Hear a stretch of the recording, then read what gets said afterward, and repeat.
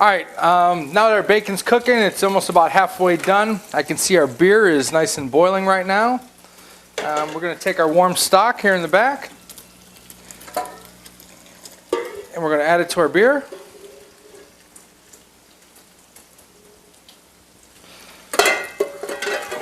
And we're going to bring this to a real quick boil here. When we turn the fire up on this, let's go over here and pour our milk, because we're going to need 2 cups of milk to go to our beer and chicken stock. This will make our soup nice and creamy. And our beer and stock is boiling, so let's add our milk.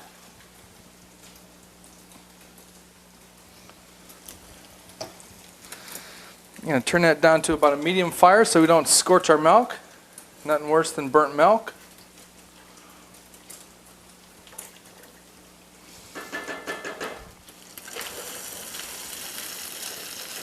Our bacon's cooking up very nicely over here.